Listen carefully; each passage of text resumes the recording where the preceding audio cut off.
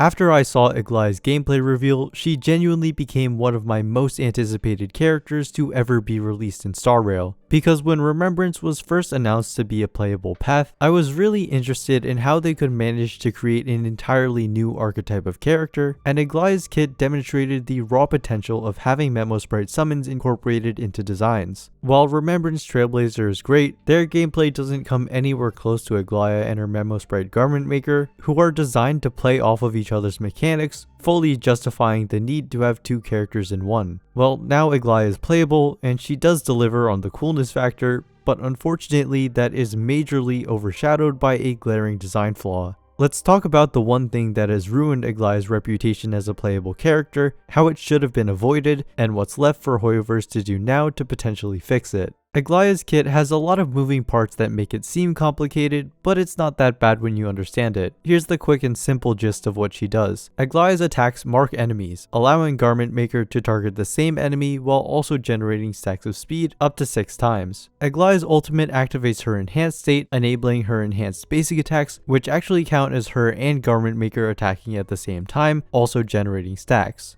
Aglaea's second Ascension Trace further increases her damage output by making both attack stats additionally increase with her speed. At her peak, she's an insane DPS, but the catch is that at the end of a countdown, Garment Maker disappears, which also resets her speed and subsequently her attack for the next time she's summoned. However, this can be avoided completely if you manage to recast Aglaea's ult before it expires. In the ideal scenario, Aglaea also never needs to use skill points, since her technique automatically summons at the start of battle, and then Garment Maker just never disappears. This all sounds good until you see that her ultimate costs a monstrous 350 energy to cast, beating out the second place of 240 by a sizable amount. The difference between Aglaea being able to recast her ult or not is staggering, as being at full speed stacks at the start of the timer lets you get so many more attacks off, leading her to snowball into one of the most powerful characters in the game. We've certainly had other ultimate reliant characters in the past, but the difference for a character like Rappa is that even if she has downtime, once she ults, she's basically at full power. Meanwhile, Aglaea is forced back into this ramp up period if she even has a single moment of downtime. And when we look at the potential ways to achieve ult chains, the options are very unforgiving. Sunday is the clearest solution, having full action advance for both Aglaea and Garment Maker, as well as 20% max energy regeneration for an ally on his ultimate. He gives Aglaea literally every stat she wants, allowing her to ramp faster and have more consistent ult chains, all while increasing her crit damage significantly. Similarly, Huohuo gives 20% max energy on her ultimate, while also fulfilling the healer slot. The last best in slot teammate is the universally powerful Robin, who especially synergizes with Aglaea because her action advance extends to Garment Maker, and Aglaea's joint attack counts as 2 actions for Robin's own energy regeneration. If you don't have these characters, Aglaea's premium upgrades also provide workarounds, with her first Eidolon giving 20 energy on her and Garment Maker's attacks, and her signature light cone granting increased base speed. This is different from speed that comes from buffs or equipment, which don't multiply off of each other. So this base speed is significant because it interacts with her percentage based speed stacks and the 6% from the Memo Sprite relic set, which in turn lets her get more energy from more attacks. Now, characters getting buffs, even significant ones from 5-star allies, signature light cones, and eidolons, is nothing new to Star Rail. The problem is that the difference between having them or not is so much more perceivable with Aglaea because of the stark contrast between her having access to ult chains and not. Good free-to-play or budget options are basically non-existent. I've genuinely never once thought that a limited 5-stars Eidolon deserved to be in their base kit until now, and that's specifically because Aglaea's entire design paints a picture that points out exactly why her low energy regen at E0 is the actual problem, even though there are other ways she could have been fixed. Aglaea's 4th Ascension Trace lets her retain 1 stack of speed when Garment Maker disappears, which is nice but is honestly very low impact overall. But it makes you think that if Aglaea was able to keep more of her speed stacks in between ults, then the problem would be much less severe. Sure, she'd lose some DPS from having downtime, but she wouldn't be completely nerfed like she is now. But I actually don't think this would have been the right solution, or at least I can understand why her ramping mechanic was made to be the way it is. This design reinforces Aglaea's role as a sole DPS carry for the team. She demands all of the team's supportive resources to work at full capacity, like a more extreme version of how Acheron demands the team be filled with debuffers to charge her ult. I honestly think the sharp fall off Aglaea has is an interesting addition to her kit that makes her more unique and exciting to play, but it's the unreasonably high barrier to that condition that makes it so much worse. The thing that stands out the most would seem to be the 350 energy cost. If it was lower, ultimate chains would be easier and the reliance on energy support would diminish.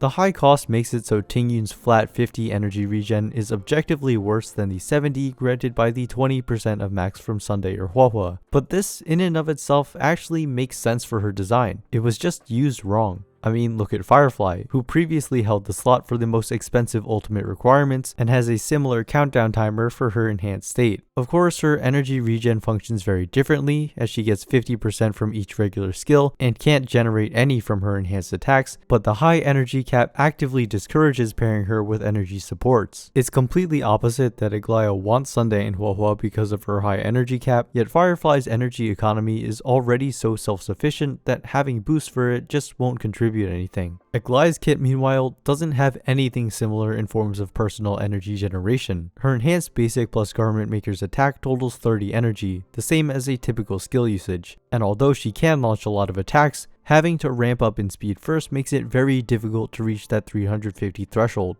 So with Aglaea clearly being designed around her speed, having a massive 90% speed increase at full stacks and attack buffs based on her speed stat, it doesn't make any sense that her most needed stat from allies is energy and not speed or action advance. Forget the 15% damage buff, the additional on-hit energy from her E1 is, without exaggeration, the final puzzle piece that her kit is missing. Because the enhanced basic attack counts as both Aglaea and Garment Maker attacking, it goes from 20 energy restored to 60, and Garment Maker's solo attack goes from 10 to 30. This completely solves the issue by letting Aglaea be the one in charge of her own energy economy, justifying the high energy cost, becoming way less reliant on energy supports, and most importantly, definitively scaling the best off of action advance.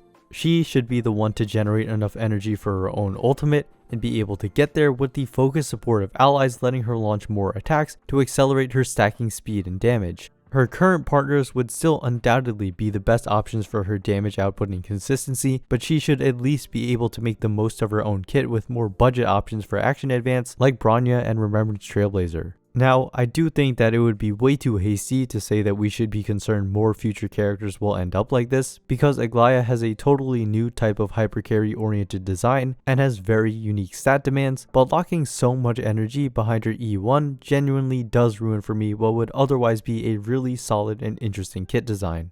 I want to also acknowledge that Aglaea's problem as it is wouldn't be nearly as pronounced if it weren't for a complete lack of good 4-star options. Like when we look at all the other recent DPS carries of Acheron, Fei Xiao, the Herda, and all the break units, they have access to really good teammates that aren't limited 5 stars. Acheron has Pela, Fei Xiao has Hunt, March, and Moza, the Herda can use Mini Herda or Serval, and Break has Harmony Trailblazer. Sure, their premium teams are a good bit stronger, but they at least have these synergistic options available for those who need to use them. Aglaea, on the other hand, has nothing. Tingyun only gives Aglaea a 7th of her max energy on a 130 cost ultimate, and no meaningful speed or built-in action advance. Bronya gives full action advance, but only for Aglaea or Garment Maker, and with the low energy regen at E0, you're just not getting enough value from that extra attack. The 4-star supports that can grant speed, Hanya and Asta, can't even really be considered to begin with because their 2-turn speed buffs will instantly be consumed and barely have any lasting effect. If there was a 4-star character that could grant an ally and their Memo Sprite extra energy when attacking, even if the rest of their kit was relatively weak, it would still make Aglaea more reasonable to use and not locked behind purely expensive solutions. But so far, version 3 appears like it'll have very few, if any, 4-stars, just the Remembrance Trailblazer as a free-to-play unit. To remind you, version 1 had a banner 4-star in every patch, and version 2 had 3 4-stars with 2 free-to-play characters. Not so fun fact, 4 consecutive patches with no new 4-stars is a longer dry spell than Genshin has ever had.